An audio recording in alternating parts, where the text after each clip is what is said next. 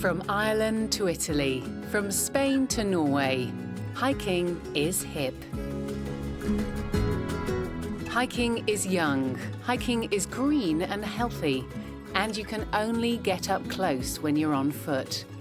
Everywhere in Europe. Sometimes it's hard to match the topography to the map because there's so many small hills and ups and downs. But the way is so clearly marked that it's I have to try really hard to get lost here. So I think I'm going that way.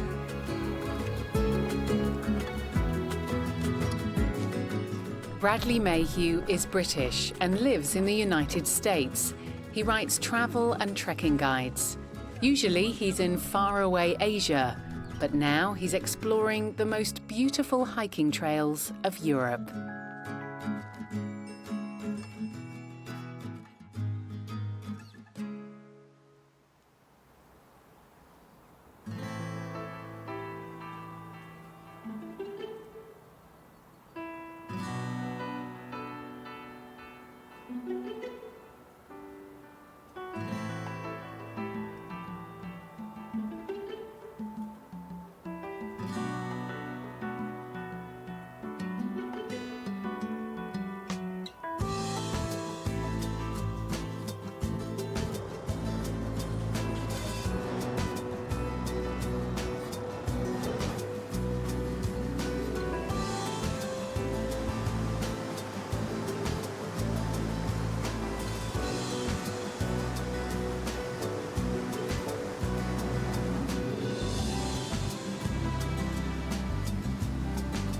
Bradley Mayhew is going to hike the most famous pilgrimage route of Scandinavia. There are several routes known collectively as the St. Olav Ways. One of them begins in a small town on the Norddalsfjord.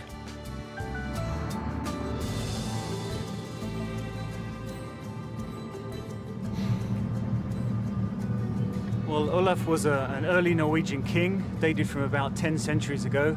Started off as a Viking sailor, a Viking marauder, went all the way to England, pulled down London Bridge, I've been told, thank you very much, and then converted to Christianity in Normandy, in Rouen.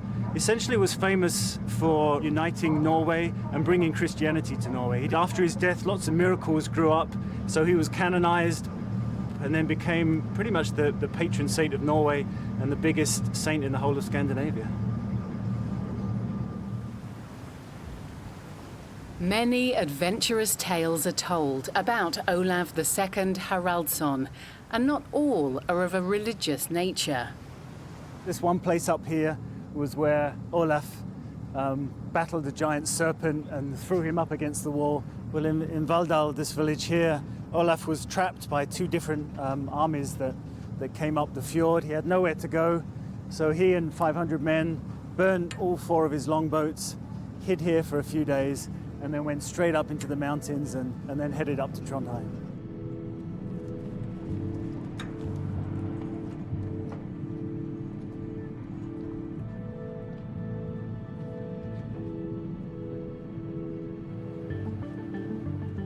Bradley's going to spend the next 3 weeks hiking St. Olav's Ways. His destination, the city of Trondheim, where King Olav lies buried. Soon after Olav's canonization, Nidaros, as Trondheim was called at the time, became a place of pilgrimage. During the Middle Ages, St. Olav's Ways to Nidaros was almost as equally important as St. James's Way to Santiago de Compostela. There are several different pilgrims' paths leading to Trondheim. They all follow routes taken by Olav himself, or routes that are associated with his feats and deeds.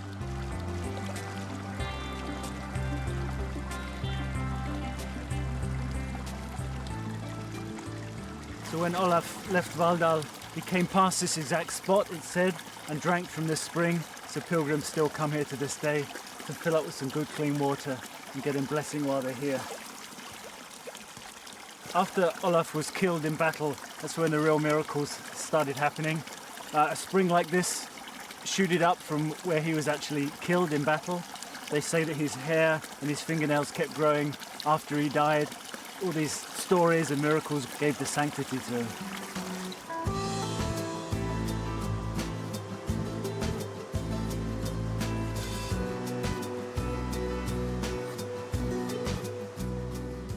From the fjords, there are also direct paths to Trondheim that cross the sparsely populated Norwegian mountains. But Bradley wants to take the most important of the St. Olav ways, a route that was recognized as a European cultural route in 2010. The main pilgrimage route of the St. Olav's ways, Gudbrandsdalen Path, begins in Oslo and goes through Lillehammer, which is where Bradley wants to join it. From Lillehammer, the path follows the Gudbrandsdalen, Norway's longest valley, all the way to the Dovrefjell Mountains. St. Olav's ways end at Nidaros Cathedral in Trondheim.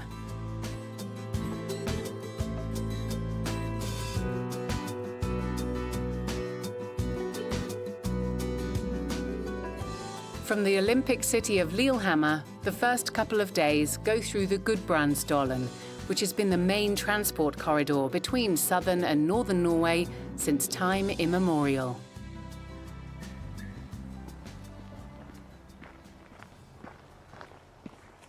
On St. Olav's ways, you rarely meet someone coming from the opposite direction.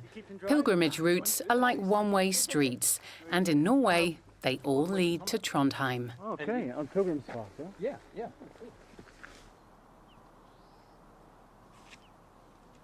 During the Reformation, pilgrimages on St. Olav's ways were forbidden. For 400 years, it was a punishable offence. Nowadays, young Norwegians like Ellen Gilbert and Bjorn Ivar Voll are rediscovering the route. So why are you doing this hike? Is it just for a long distance hike, or are you doing it for a pilgrimage yourself? It's a walk in history, because all the way through Gudbrandsdalen you walk on the old King's Road, the main road in the old days between Oslo and Trondheim. Many pilgrims have walked this same road as you walk on now for many years. I like the different layers you get, when you're walking on a pilgrimage. Pilgrims see the land differently. There's a sacred meaning, a sacred significance. And you meet people in a different way. People that you would maybe not normally speak to, and they wouldn't speak to you. Norwegians don't usually approach each other in this way, but when they see you're walking and you're a pilgrim, then they take time and they tell you about their lives or the local history and these things. So.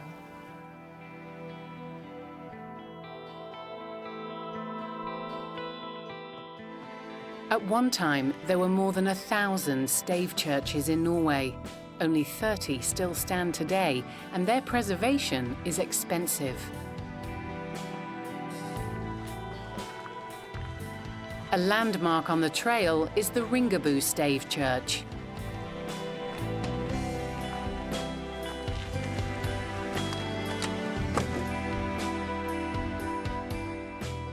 The church, made entirely of wood, was built around 1200. The structure is supported by the vertical load-bearing posts called stafra in Old Norwegian, which are connected by rounded arches and X-shaped crosses.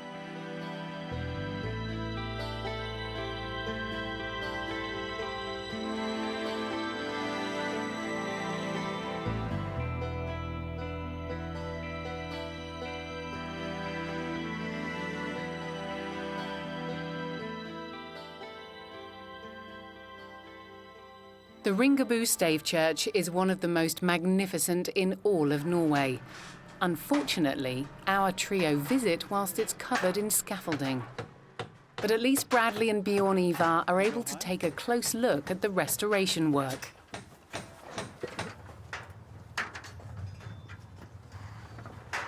The man in charge is David Sedlacek from the Czech Republic. So this is the original? Yeah, this is the original. You can find tiles from different periods. It's like some of them are 200 years old, some of them are just 40 years old.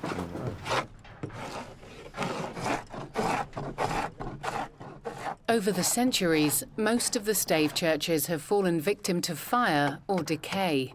The few that still remain need regular restoration. It takes a lot of training, does it? Of course, it is impossible to learn this kind of job at school, you know. So you have to go and try, and it takes a couple of years to find out the routine. It's more work in Norway with the restorations as the workers they need.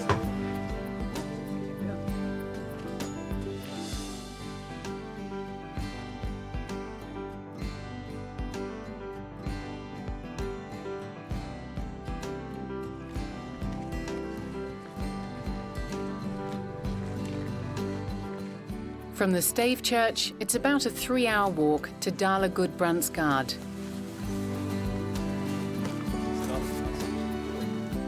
The place is named after a Viking chieftain who once ruled the Gudbrandsdalen like a king.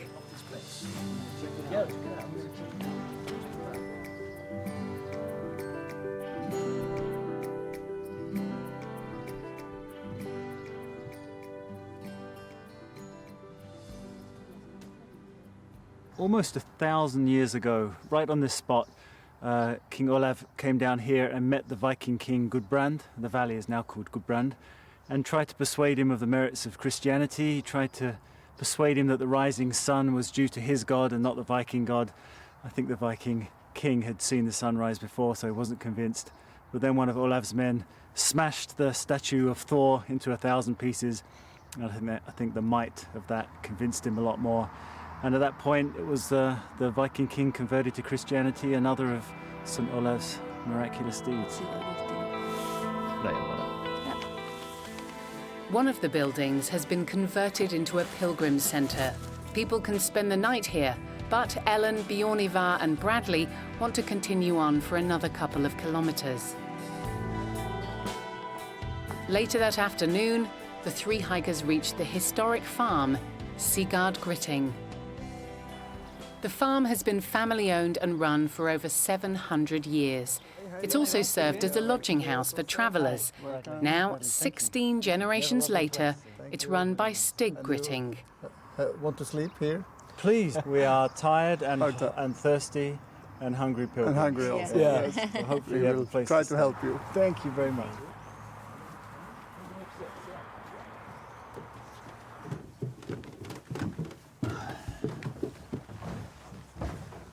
Lovely. Yes, old beds. Yeah, so these are the beds. But in the Middle Ages it was 12 people could sleep in the room. Now it's 4. They were very short, were they? The Yeah. pilgrims. How old is this building? That's from 1302. And now this is the oldest left. So how long would they have walked every day, normally, the pilgrims? A full day was 34 kilometers. Okay, we didn't walk that far, but we still want a full portion of stew, if that's all right, because we're really hungry.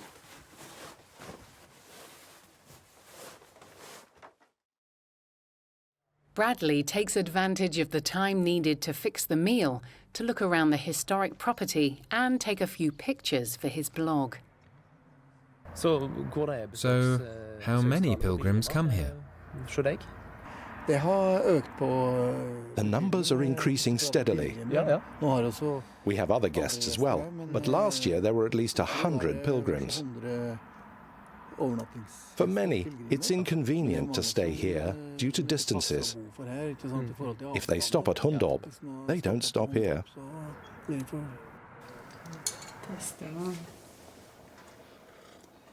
Stig's wife Hilda is in charge of the dinner. She's cooking a special stew. It really tastes good. The recipe for this pilgrim soup dates back to the Middle Ages. It's made with vegetables and dried meat and then simmers for several hours. Lefse is fresh. I promised you a full meal. Yeah, you did. You're very good on your word. I don't think I want to know how many calories are in the soup. Doesn't matter. When you walk 26 kilometers, you can eat whatever you want. Yeah. The next morning, just like on St James's Way, the stages completed on St Olav's Ways can be documented in a so-called pilgrim's passport. Wish you a nice tour to Trondheim. Thank you very much. Hope the weather stays for me, yeah?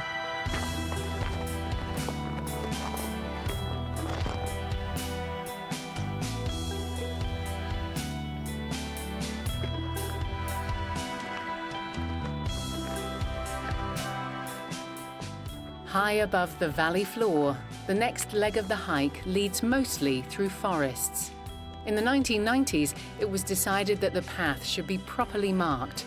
The symbol used is the red cross of Olaf, in combination with the Norwegian cultural heritage symbol. Yes, that's lucky, because all I've got is bread. Sausages and...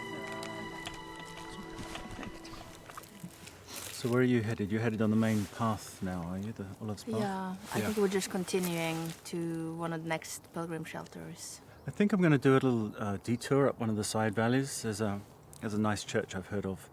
It's not too far off the trail. I haven't had enough churches yet. Yeah. So I think one more. I still have some sin to get rid of, so one more church should help. Yes. But I might catch you up. I mean, who knows?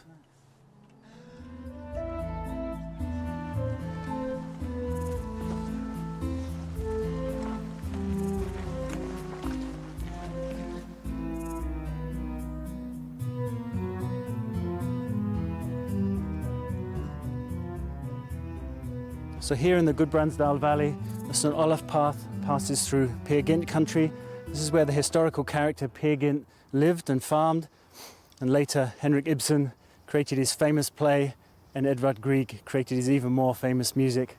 This is the heartland of that story.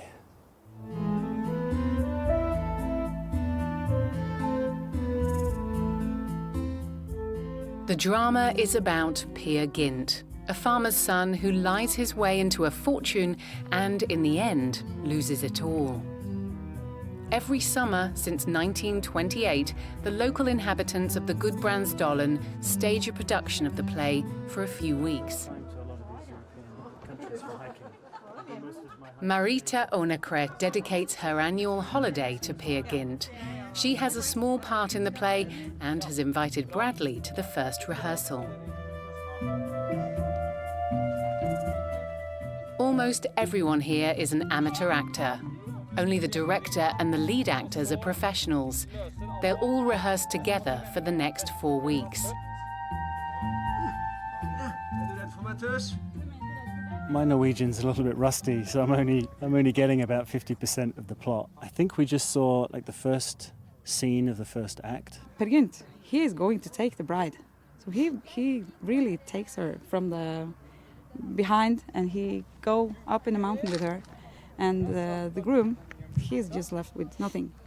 He's a rebel, and maybe sometimes we need that. So it's inspiring in different ways. He needs to go out, and he wants to be something big, really big. He wants to be king. Gynt, however, returns to the Gudbrandsdalen a poor and broken man. The same actuality as for 100 years ago, because it's about us, and we haven't changed that much. It's about choices we make. Did I do the right choice? Should I go another direction? It's like you when you're walking. Should I go this way or this way?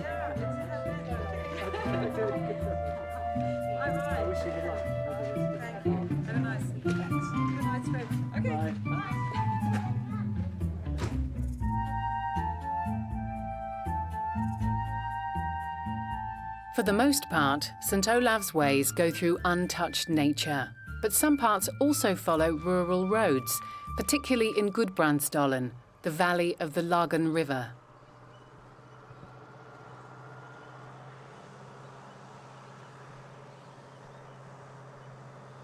This is the longest valley in Norway, so it's always been an important trade communications route. Government ministers and kings would follow this valley as they headed up to Trondheim. And the old trade routes eventually became cart roads, modern roads, highways. So unfortunately, sometimes I have to travel the tarmac roads, but it's all part of the same paths. It's like just walking in historical tracks, so it's okay for a while.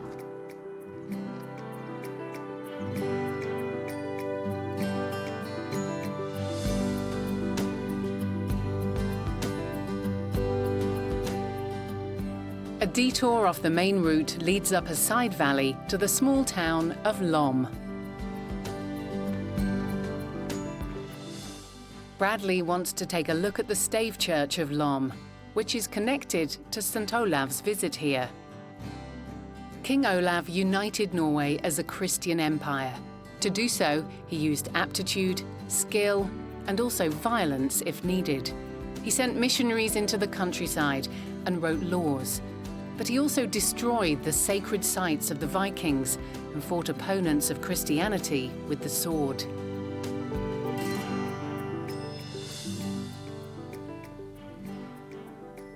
Well, Lom's important because it's at the crossroads of several trade routes and pilgrimage routes also. A lot of the traders and pilgrims coming in from the western fjords would have met here and then carried on into the central valleys of Norway.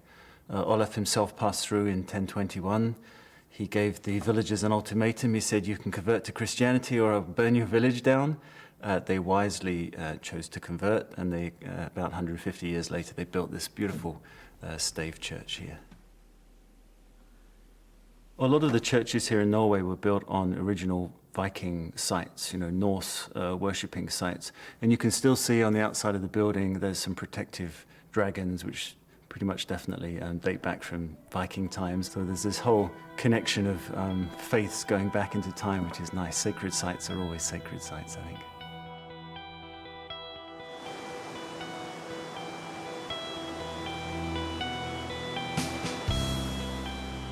Norway is sparsely populated, and its landscape is dramatic.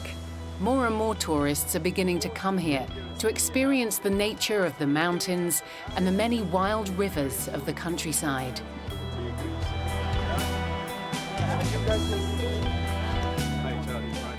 Bradley's lucky. Charlie Moroza has one last space free on the raft. Back pedal.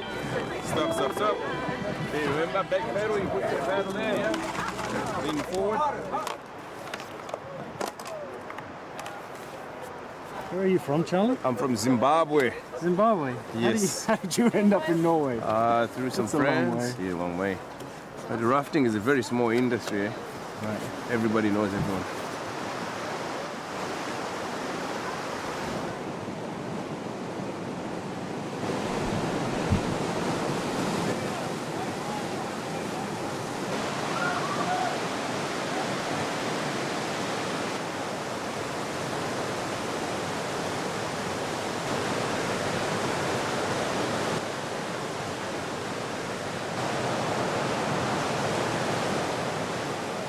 The whitewater ride takes Bradley back to the Gudbrandsdalen. Charlie, thank you. Thank you very much. Appreciate the lift. Thanks very much Saved for me a lot of miles walking. Yeah, thank you for strong pedaling. Thanks. Hope to see you again soon.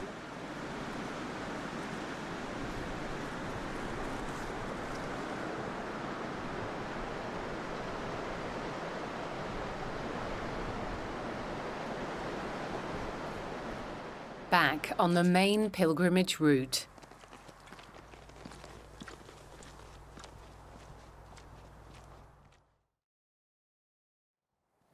Engelshus is listed in the guidebooks on St. Olav's Ways. Hello. Pilgrims can spend the night at Hildren Grandset's farm. Or just stock up on supplies. What are these pieces? It's something gromel. It's made of unpeeled potatoes with salt. Okay, so bits of potato and what else? Barley? Det poteter med skall. Barley flour. Og så det salt. Unprocessed whole wheat flour. Kveitmjøl. Og and and a little water. That's all. Det är salt. Simple.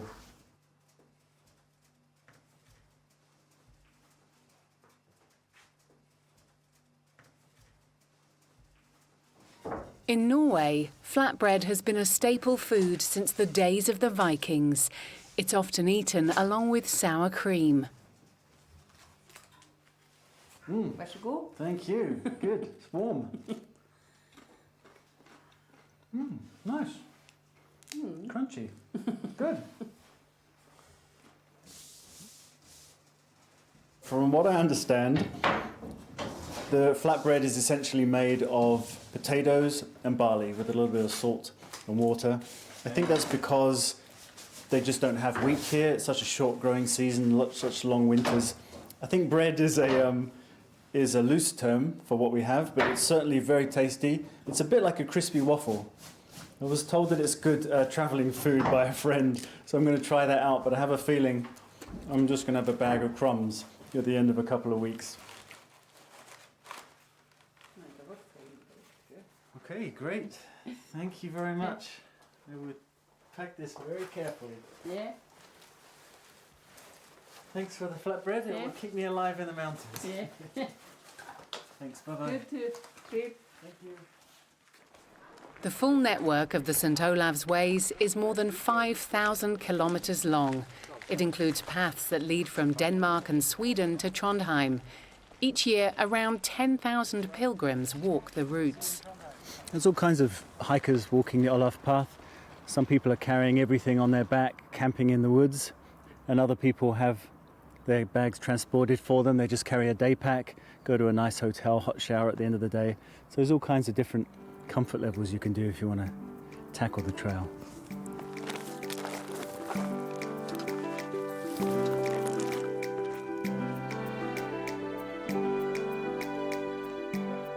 A long day of hiking draws to a close.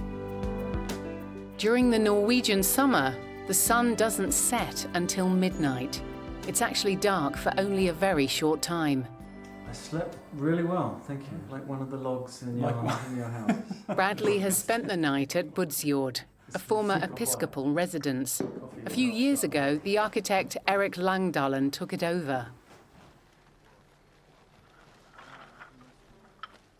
Erik is currently restoring the 600-year-old estate.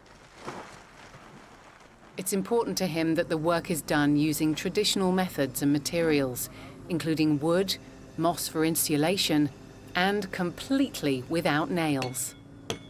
If you see on this technique, it's a very smooth, nice type of logging that can date from the 17th century.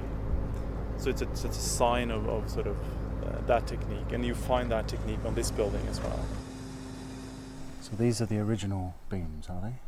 Yes, it's a puzzle, because when he takes it apart, he will know and he will learn how to where they're from, if they're moved.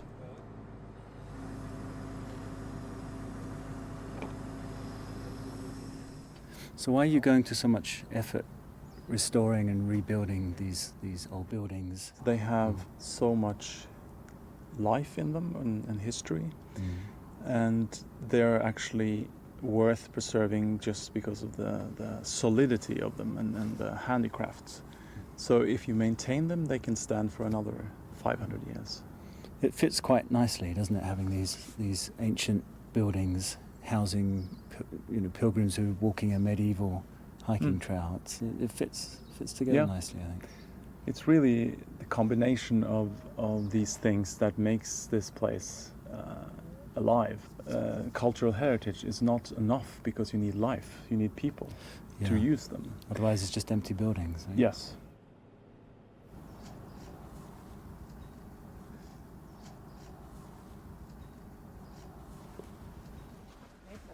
The great thing about hiking the St. Olav's Path is there's really nice, comfortable, interesting accommodation all the way along the route, and you get a sense that you're really living in a place that's really connected with the path and connected to the trail.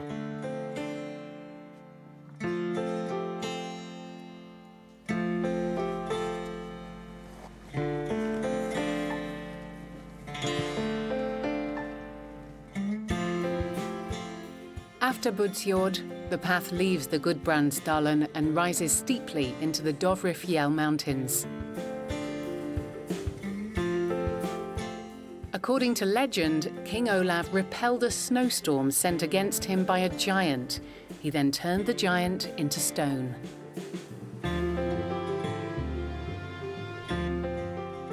It'll take Bradley 3 days to cross the mountain plains. This is the most difficult part of the entire trail. Here, it can snow at any time of the year.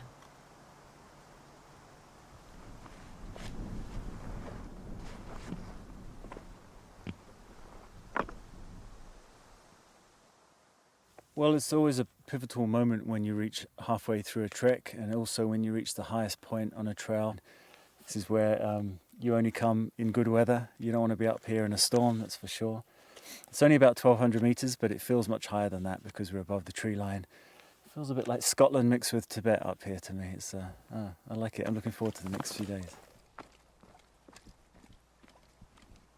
On the Dovrefjell, the main path joins with the old King's Way. Since 1299, the kings of Norway have resided in Oslo. For centuries, however, they were crowned in Trondheim, so even royalty was forced to take the strenuous path across the fjell.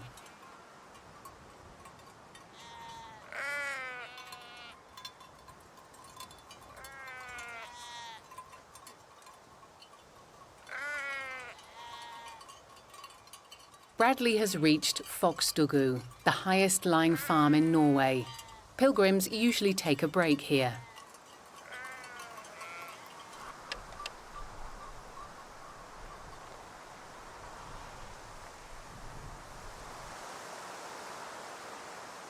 Fok means snow and Stugu, hut.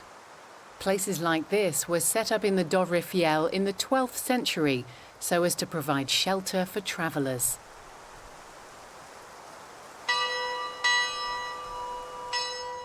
A former sheep barn now serves as a chapel. But you have the rather odd situation where you have mostly Catholic pilgrims on a Catholic pilgrimage walking through a Protestant country. So there's only a few limited places, a few limited churches still on the site where religious pilgrims can stop and reflect. This is one of them. It's one of the few places that spiritual pilgrims can really find a connection with the pilgrims that were passing through a few hundred years ago.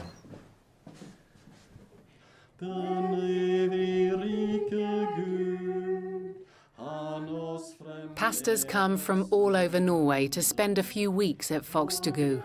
The services held are open to pilgrims of all religious denominations.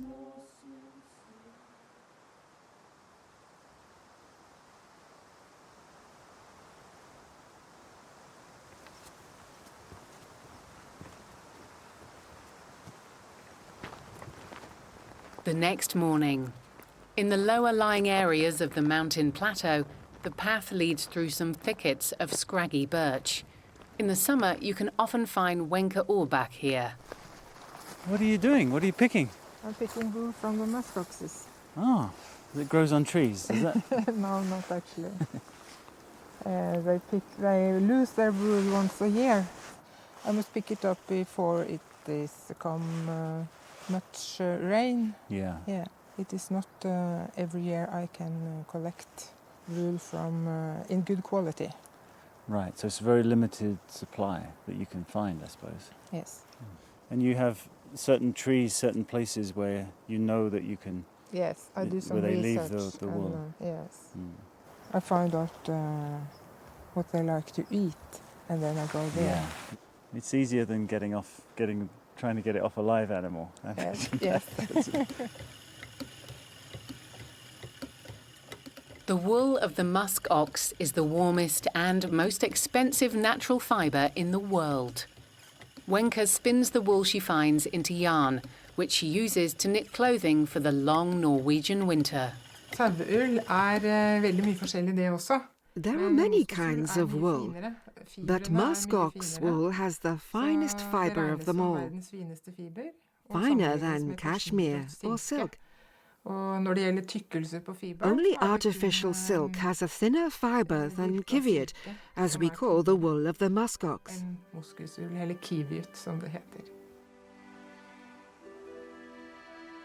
Outside of Greenland, the Dovrefjell mountain range is the only place in Europe where there are any wild musk oxen left.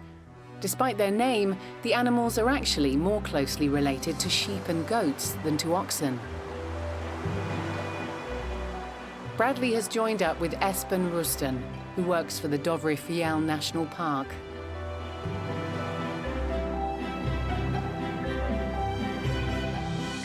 The Ovibos moschatos gets its name from the strong, sweet odor that the male musk oxen emit during the mating season. So the male that we see over there now, it's an adult male. We can see it from the big horns in the skull. Yeah. So that's typical for the male. A female would have had much smaller horns. A little bit similar to yak in Tibet and bison in Yellowstone. They are. Similar kind of environments. And yes, it is. So it's a kind of Arctic environment, and they are very well adapted to that.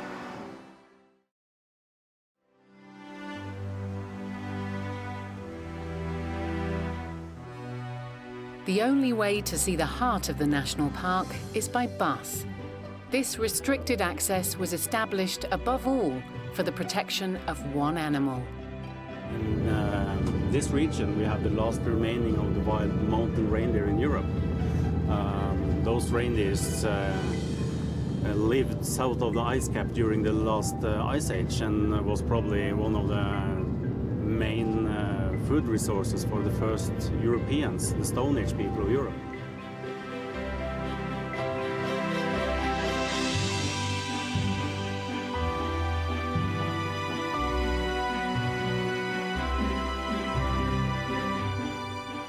There are barely 4,000 wild reindeer now living in the seclusion of the Dovrefjell Mountains.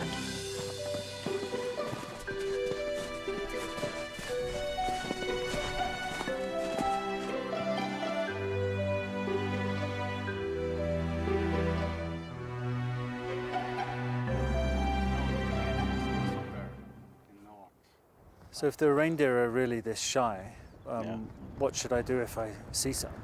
They can spot you or even feel the scent of you of even more than 500 meters. And then they would run for maybe as much as 3 kilometers. And then they would lose energy and they will lose important time which they normally have to use for feeding.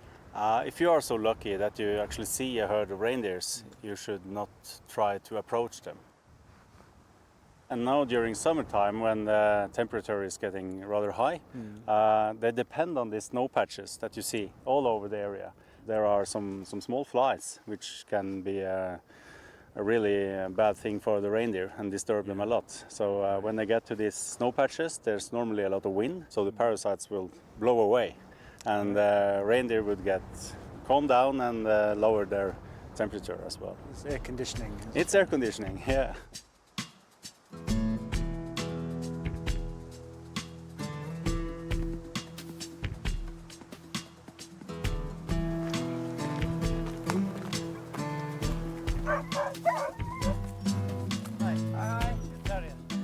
Further down the mountain plateau, Terje Dalen is preparing for some daily training.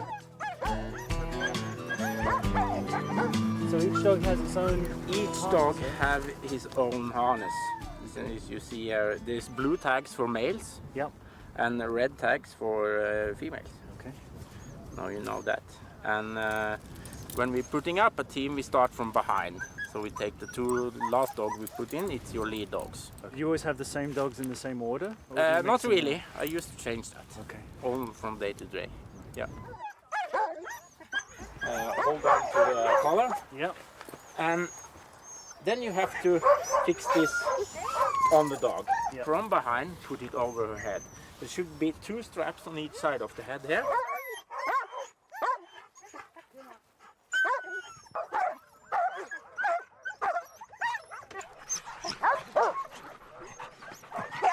I've been told that the dogs are heading roughly in the direction of the St. Olaf Pass on this trip, so I'm going to try and hitch a ride. I have a feeling they're going to go wherever they want to go. But it's certainly going to be a different way to get there. Oh, right, hold on.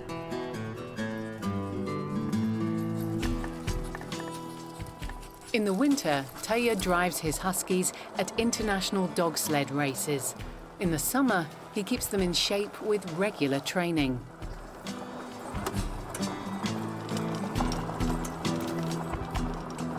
Surprisingly easy to control. It's essentially just an engine, which is the dogs, a brakes and a steering wheel.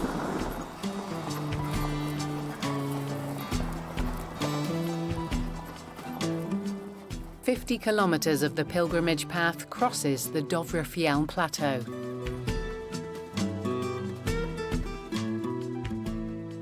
Many rare and endemic plants grow here, but the appearance of the glacier-formed landscape is dominated above all by lichen.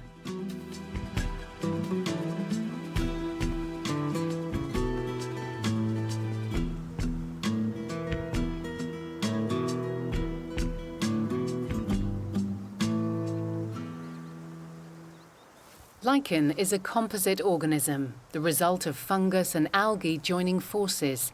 There are over 12,000 species worldwide. Hi. Hey, how are you? I'm good. The How are you? Islander Vilhjalmur Axelsson is gathering a kind of lichen that is commonly known as Iceland moss. And what do you do with that? We're gonna cook it. We have it on one of our local dishes down in the restaurant. Is this the same kind of lichen that the reindeer eat? Yeah, they eat this one, and then we have a couple of other types in the mountain. Quite sketchy to see, but when you clean it up and then you cook it, then it's fine. What does it taste like? It's a little bit like earthy toned, bit of grassy feeling to it. Right. Well, it's definitely locally sourced. Yeah, yeah. But we only serve like a really small portion on each plate, so right.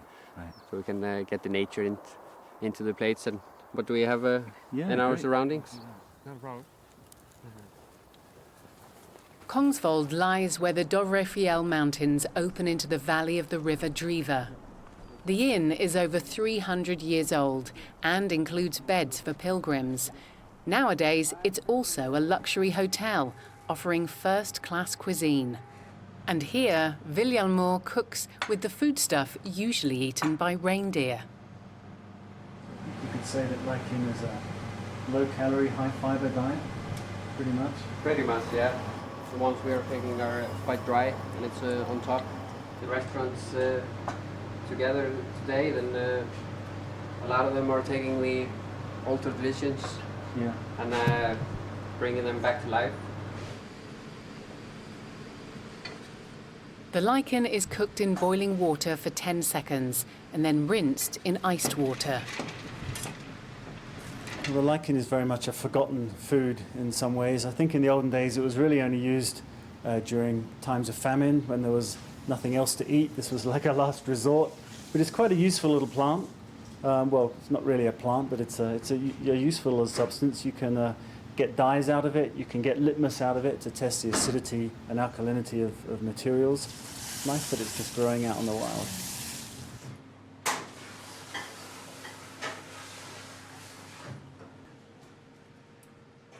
Fried crispy, it's a perfect garnish for a fillet of ox on celery puree.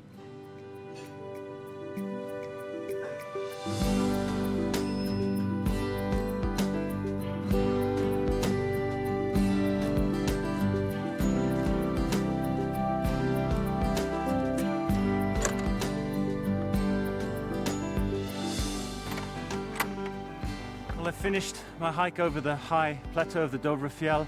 The weather was pretty good up there, so it doesn't worry me too much that I've got some rain on the lower areas. If I'm going to get some rain, I'd rather have it down here.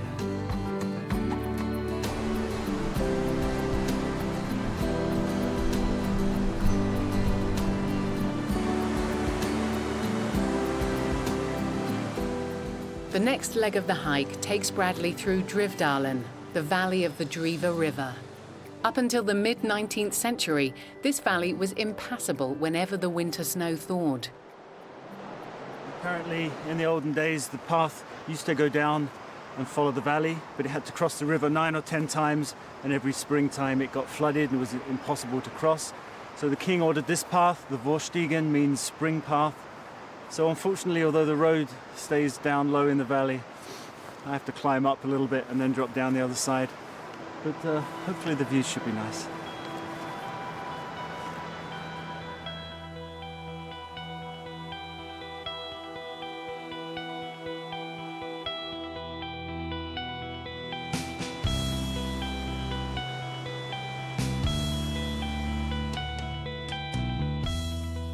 For the final stages, the path goes mainly through river valleys.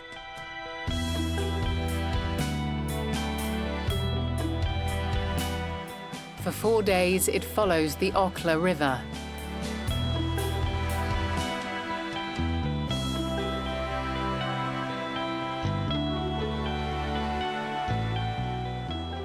The Okla is one of Norway's many rivers in which salmon come to spawn during the summer months.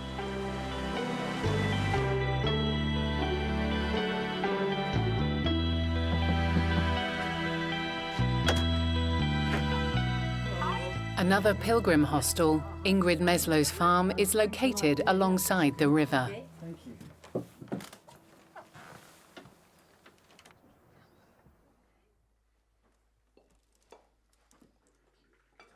Here, Bradley once again meets up with Bjorn Ivar and Ellen.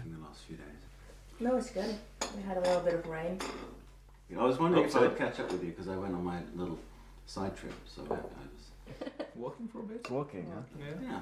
So it's nice to see old friends on the trail.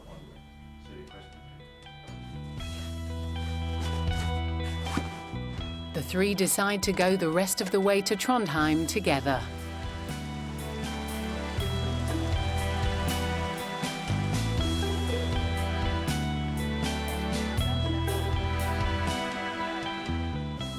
A long day's walk on the St. Olav's Ways goes through lonely forests and moorlands. I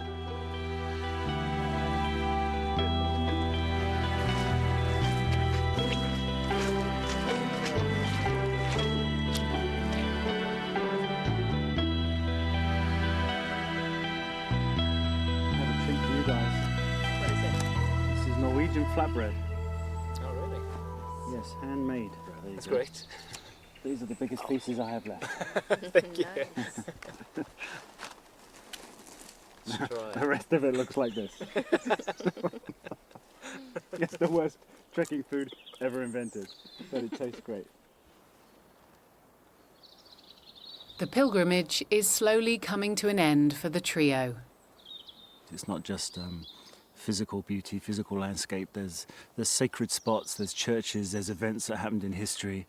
So you're kind of accompanying past legends, past history. You can also see a lot of the names in different places are connected to St. Olaf and that part of Norwegian history. All the way from Oslo to Trondheim, local places. They have St. Olaf Springs and St. Olaf churches and all that. And before I started to do this trail, I didn't know that.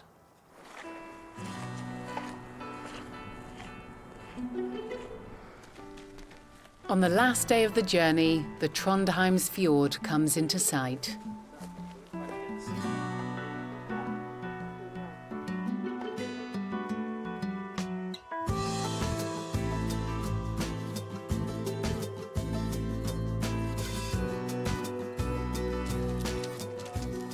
Where the Gola River meets the fjord, the ferryman is already waiting. Many generations of John Wanvik's family have ferried pilgrims across the Gola.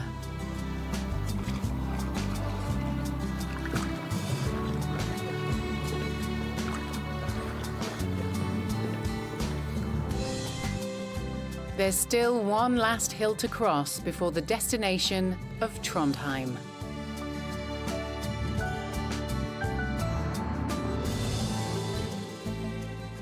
At the end of the 17th century, the city was razed by fire, then rebuilt following a whole-scale redesign.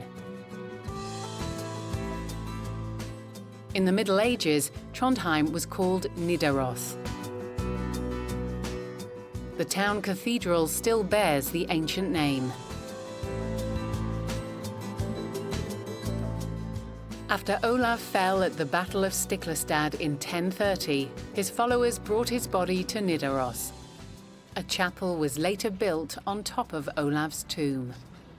Over the subsequent centuries, it was expanded into the largest church in Norway. The west front of the cathedral is decorated with 3 rows of saints, and amidst them all, with axe and cross-bearing orb in hand, stands Saint Olav.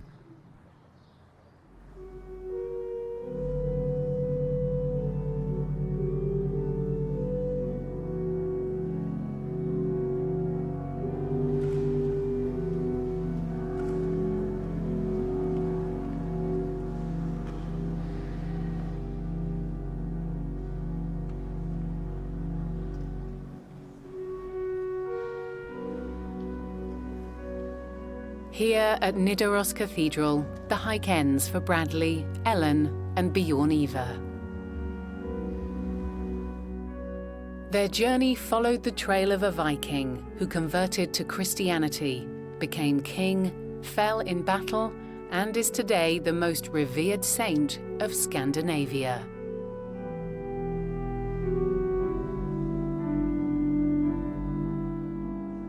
A whole cult grew up around St. Olav, and somewhere beneath my feet is where he's still supposed to be buried. I think there's a real sense of achievement at arriving at Nidaros here. Many of the hikes and treks that I do, the high points are always in the middle, whether it's a high pass or a base camp. The great thing about a pilgrimage is that the destination is what it's all about.